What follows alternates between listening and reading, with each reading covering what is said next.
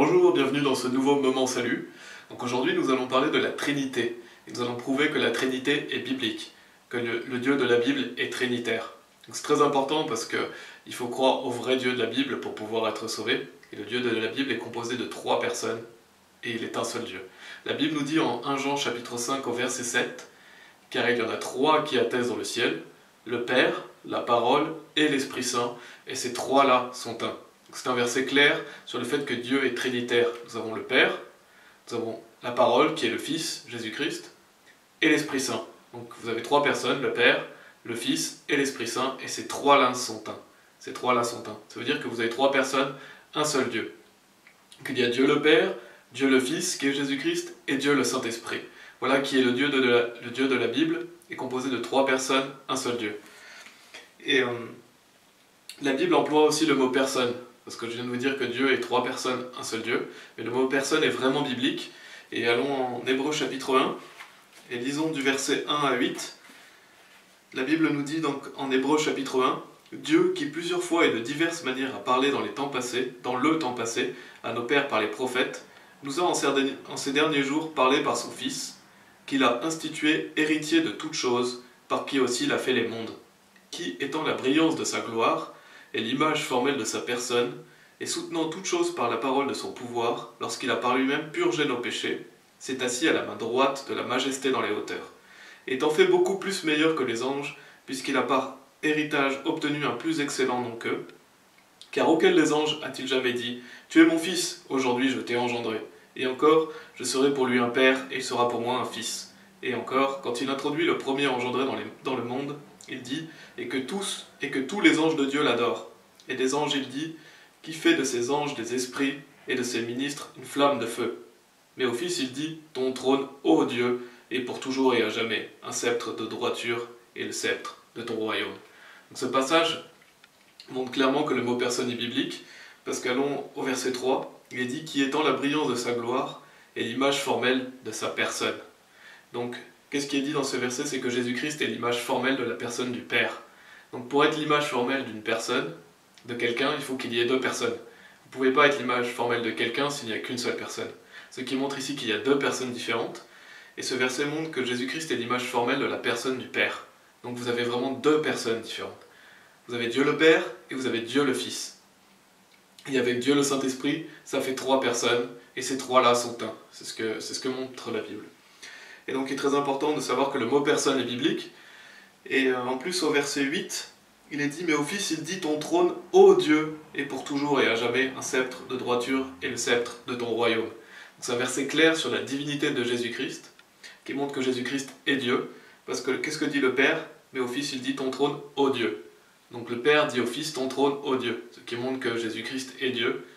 Et le Père, bien sûr on sait que le Père est Dieu. Donc vous avez Dieu le Fils, Dieu le Père et Dieu le Saint-Esprit, et ces 3-là sont un. C'est ça la Trinité, et elle est clairement biblique. Et il y a beaucoup d'autres passages qui parlent de la Trinité dans la Bible, notamment dans l'Ancien Testament, dès Genèse chapitre 1 au verset 26, qui nous dit « Et Dieu dit, faisons l'homme à notre image ». Ça c'est le commencement du verset, qui est « Et Dieu dit, faisons l'homme à notre image ». Donc Dieu dit « faisons l'homme à notre image ». Pourquoi Dieu parle en disant « nous » en disant « faisons l'homme à notre image », parce que Dieu est plusieurs personnes.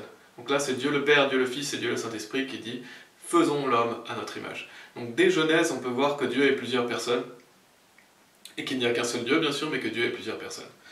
Et si vous voulez, sur la chaîne YouTube, il y a des vidéos sur la Trinité qui sont plus longues et plus détaillées, parce qu'ici, c'est un moment salut. Ici, nous allons... voilà, c'est une courte vidéo, mais rien que ces versets prouvent clairement que Dieu est trinitaire. Et...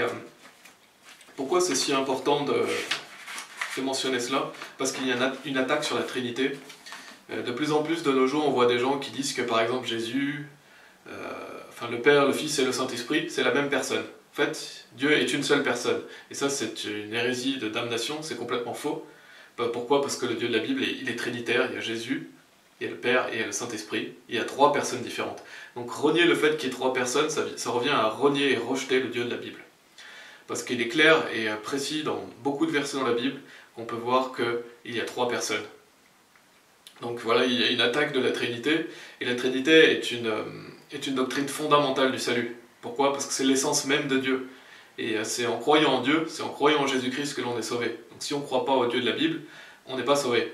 Donc c'est pour ça que c'est si important de défendre cette notion et de montrer que bibliquement elle est claire et que c'est sans équivoque. Et rejeter la Trinité, ça revient donc à rejeter Dieu. Et ceux qui croient au modalisme, donc par exemple que Dieu est une seule personne, ils rejettent le Dieu de la Bible, ils ne sont clairement pas sauvés. Et Jean chapitre 6, au verset 38, nous dit, donc c'est Jésus qui parle, et qui nous dit, en Jean chapitre 6, verset 38, « Car je suis descendu du ciel, non pour faire ma propre volonté, mais la volonté de celui qui m'a envoyé. » Donc ce verset est vraiment clair que Jésus n'est pas venu faire sa propre volonté, mais la volonté de celui qui l'a envoyé. Ça veut dire que Jésus est venu faire la volonté du Père. Et ça veut dire qu'ici, il y a deux personnes. Jésus dit clairement qu'il n'est pas venu faire sa propre volonté, mais la volonté du Père. Et même le plus célèbre verset de la Bible, Jean 3,16, qui nous dit car Dieu a tant aimé le monde qu'il a donné son seul Fils engendré, afin que quiconque croit en lui ne périsse pas, mais ait la vie éternelle. Donc on voit clairement que Dieu le Père a envoyé son Fils. Et ici, il est clairement dit que Jésus n'est pas venu faire sa propre volonté, mais la volonté du Père. Donc, si on dit que Jésus et le Père et le Saint-Esprit, c'est la même personne, Jésus serait un menteur parce qu'il serait venu faire sa propre volonté. Mais non, Jésus n'est pas un menteur, parce que Dieu est trois personnes, le Père, le Fils et le Saint-Esprit, et parce que Jésus-Christ est Dieu, le Père est Dieu, le Saint-Esprit est Dieu, et ces trois-là sont un. Et prenons aussi Romains chapitre 10 au verset 9, qui est un verset très clair sur le salut, qui nous dit que si tu confesses de ta bouche le Seigneur Jésus, et que tu crois dans ton cœur que Dieu l'a ressuscité des morts, tu seras sauvé. Donc Romains chapitre 10 verset 9, et qui montre clairement que si tu confesses de ta bouche le Seigneur Jésus, et que tu crois dans ton cœur que Dieu l'a ressuscité des morts, tu seras sauvé. Donc ce verset parle de Jésus, et ce verset parle de Dieu. Donc si on part du principe que Jésus, le Père et le Saint-Esprit est la même personne, les gens ne croient pas dans ce verset, ils ne sont donc pas sauvés. Pourquoi? Parce qu'on voit vraiment qu'il faut confesser de sa bouche le Seigneur Jésus, et croire que Dieu l'a ressuscité d'entre les morts. C'est pas dit et croire qu'il s'est lui-même ressuscité d'entre les morts, mais c'est Dieu qui l'a ressuscité d'entre les morts. Donc c'est pas simplement Jésus, Dieu, une seule personne qui s'est ressuscité lui-même. Non, c'est Dieu, le Dieu trinitaire. Chaque personne de la Trinité a été impliquée dans la résurrection de Jésus-Christ. Le Père, le Fils et le Saint-Esprit ont tous les trois été impliqués dans la résurrection de Jésus-Christ. C'est pour ça qu'il est dit et que tu crois dans ton cœur que Dieu l'a ressuscité entre les morts. Donc renier la Trinité, ça revient à renier ce verset qui est clair. Les gens qui croient au modalisme, les gens le oneness on appelle ça, les gens qui croient que Dieu est une seule personne, sont des hérétiques, parce que la Bible est claire, comme on a pu le voir dans plusieurs versets, et il faut absolument croire que Dieu l'a ressuscité d'entre les morts, c'est-à-dire que les trois personnes ont ressuscité Jésus-Christ. Et donc Dieu est trois personnes. Donc voilà, c'est une courte vidéo pour parler de la Trinité, pour montrer que croire en la Trinité, Jésus-Christ dit « croyez en Dieu, croyez aussi en moi ». Donc croire en la Trinité fait partie du salut, bien sûr, parce que c'est de croire en Dieu, c'est de croire en Jésus-Christ qui nous sauve, et il faut croire au vrai Jésus-Christ, il faut croire au vrai Dieu. Pas de même, croire en la divinité de Jésus-Christ est indispensable au salut. Si vous réfutez la divinité de Jésus-Christ, vous n'êtes pas sauvé, parce que c'est Dieu lui-même qui est venu sur terre, c'est Dieu lui-même qui est mort sur la croix. Donc réfuter la divinité de Jésus-Christ, ça revient à faire de Dieu un menteur.